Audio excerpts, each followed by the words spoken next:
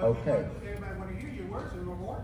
Okay, and do I have your permission to come in the middle and speak on my testimony? You might set the precedent.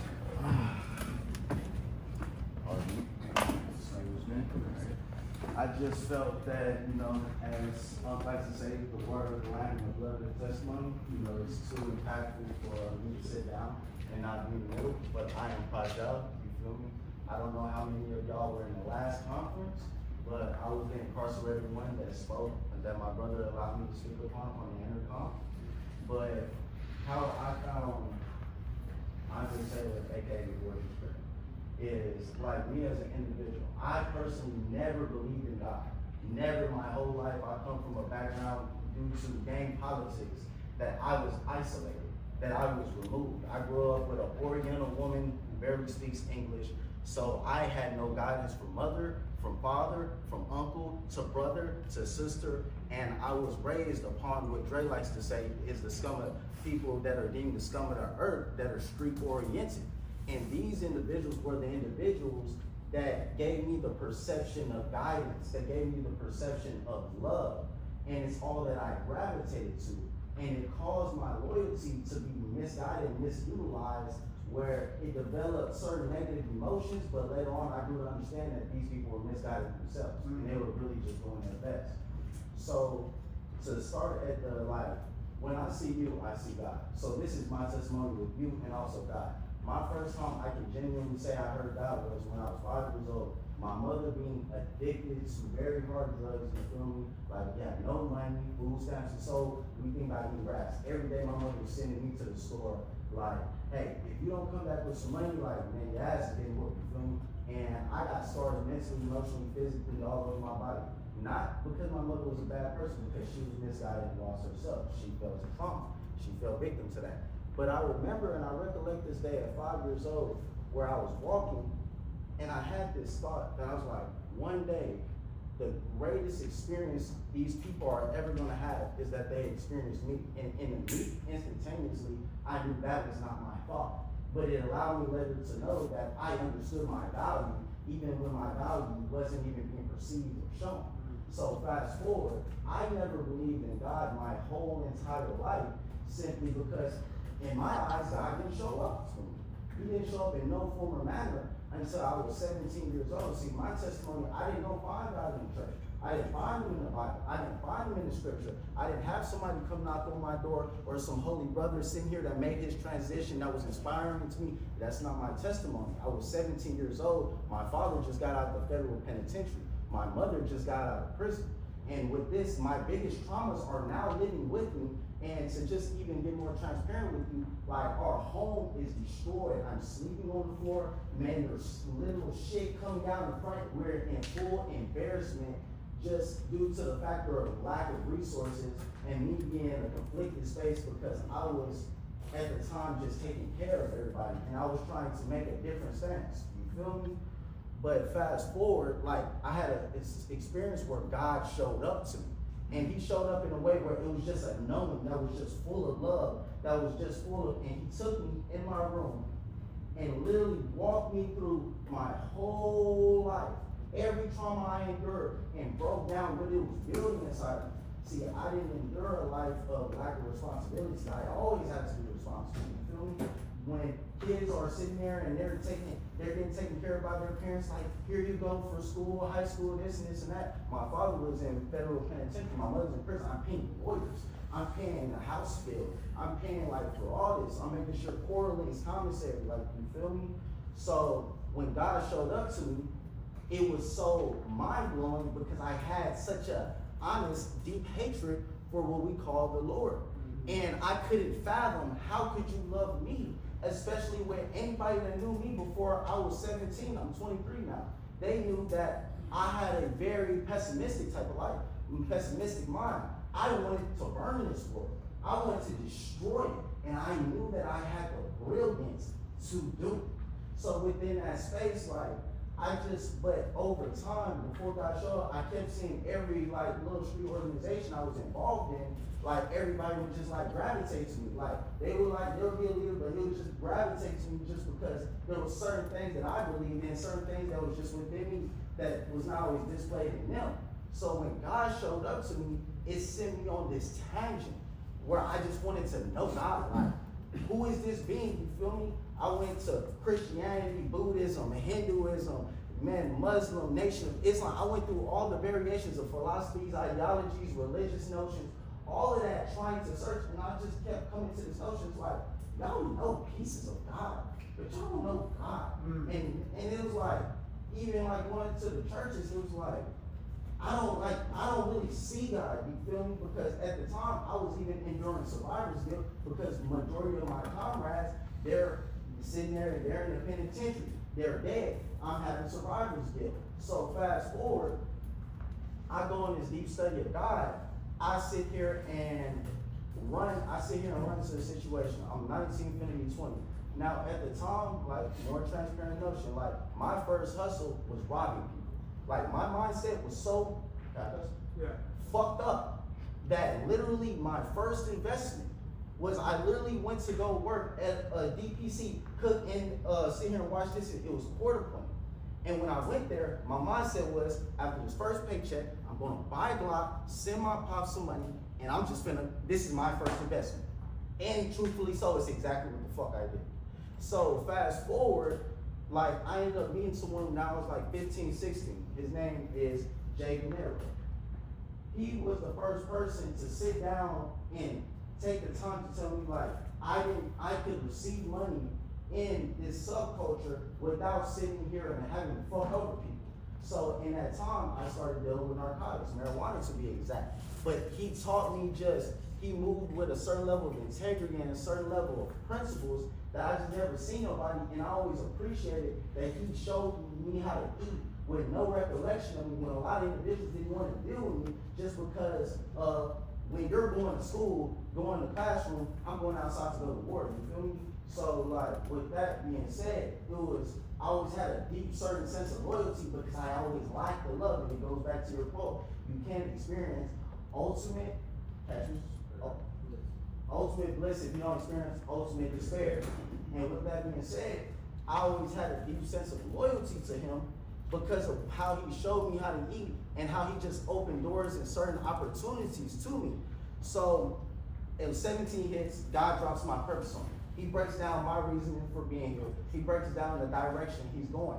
Now I'm having a deep internal confliction because I'm involved in certain things with Jay, who's my big homie, you feel me? And we had just built something that we've been literally working on for like a year and a half, you feel me? But we're both going through our spiritual awakenings. And I'm trying to deviate. I'm like, I'm gonna go this way, you feel me? And he sits down, he has a conversation like, you're the only person I trust within this field. Everybody else, they don't have the integrity. So I'm like, am I gonna just leave my man, the only person that really reached out a hand to grab me for that? Like, you feel me? When I'm over here trying to even make sense of the idea of God, and I'm not having nobody validate, and I'm literally losing my mind. But so my loyalty to him sat there and made me stay within what I was doing. And then it goes into your story with your brother, and why I have such a deep appreciation that I've never told you about that story is because in February, right before I was going to turn 20, I'm going through deep mental, emotional trauma, trying to figure out what move I'm going to make. Like, am I going to choose God or am I going to choose my man? And honestly, just being honest with you, I was going to choose my man. You feel me? Like, just being transparent with you. But in February, he literally got killed by Austin police. And when he got killed, it broke me down, but at the same time it released me.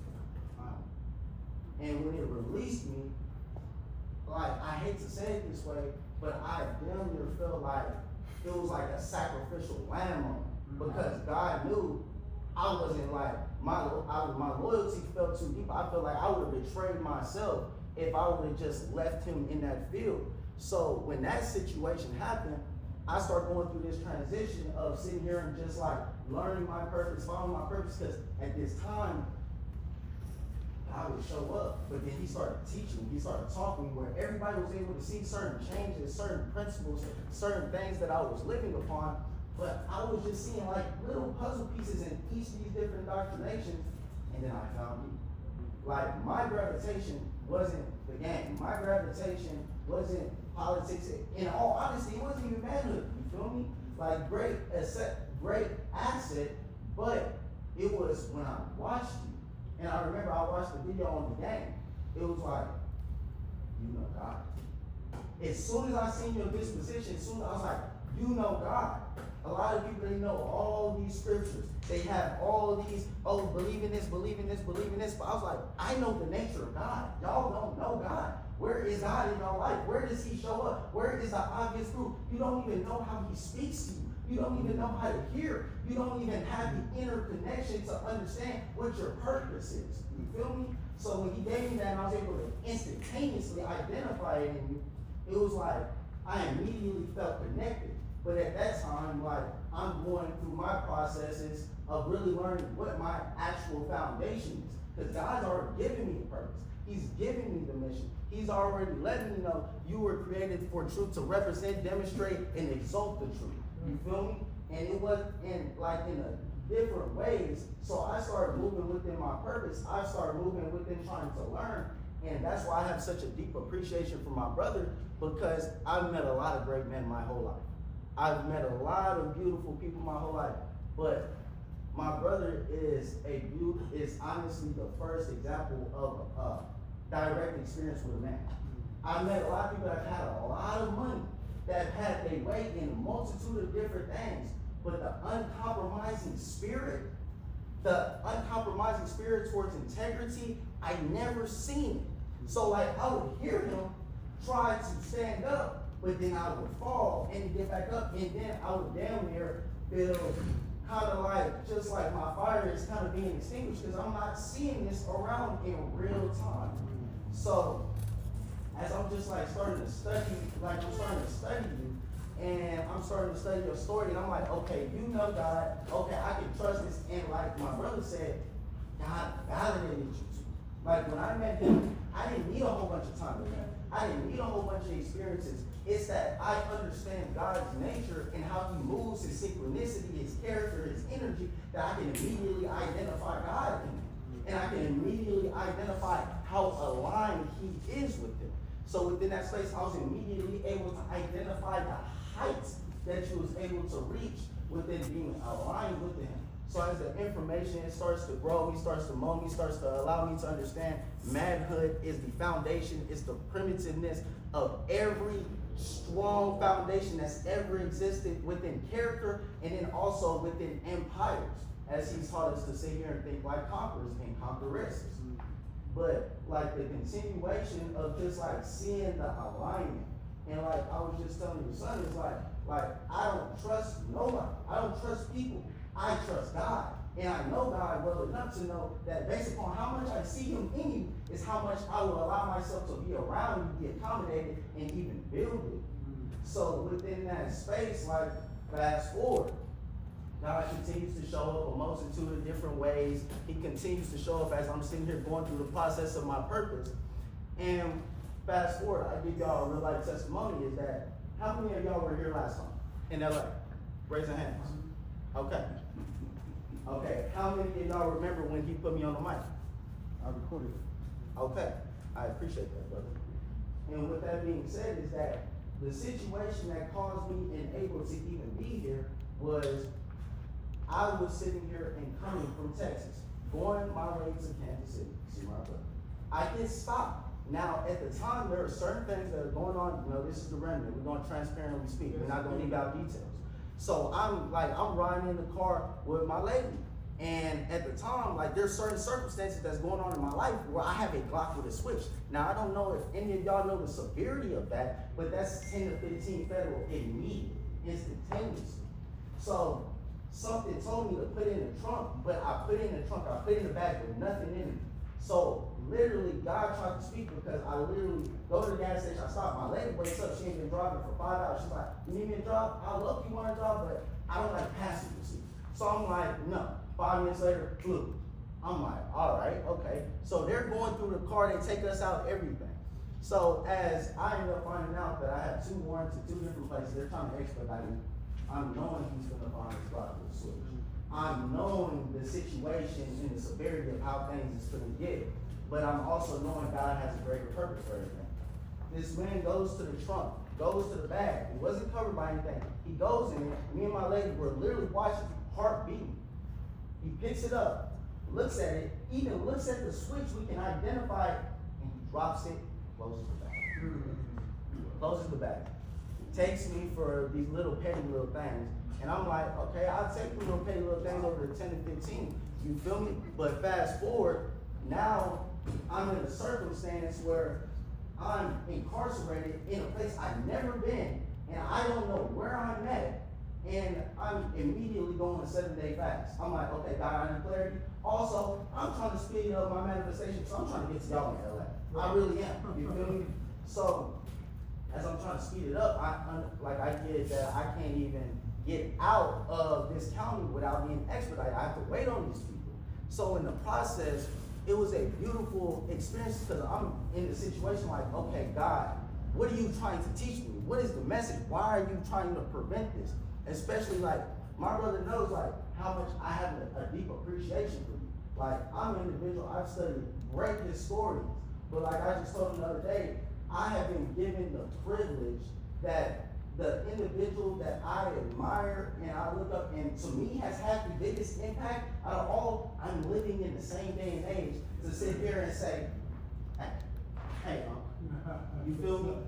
And with that being said, it's like, okay, so I go on my 7-day fast, I'm in a 15-man cell, everybody's on drugs, everybody's fighting felony cases, everybody's defeated.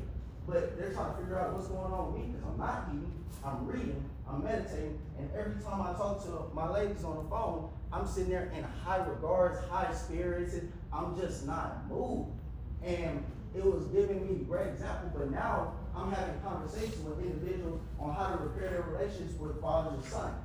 The missing links they're having with their relationship with God. Why are they sitting here continuing to allow themselves to be compromised and then smack me on the face of God just allowing me to understand that no matter what your daily activities are, understand the bigger picture. Your purpose is bigger than what you perceive that it is sometimes. You feel me? So fast forward, I end up getting out, going through the process. This is how beautiful God is. 3-4 months later, I get a call from my father. Hey, you still got that switch? What's going on? You feel me? Yeah, oh boy, that gave you that? Yeah, he's all over the news, and there's 3-4 bodies on him. So it would have been a whole different situation. And like I was talking to your son, it's like, that's where us as remnant, we have a different appreciation for principles and purity because so many people are worried about losing money, about being uncomfortable, about losing this person, not knowing God is going to get you on the back end. God is going to come see about you. Yeah. God is going to, I knew that he wasn't going to leave me in that space. So even when he didn't allow me to come here, I'm like, okay, there was somewhere important that you wanted me to know so I can come back here and give this testimony in real time. Yeah. And with that being said, my name is Prajaao.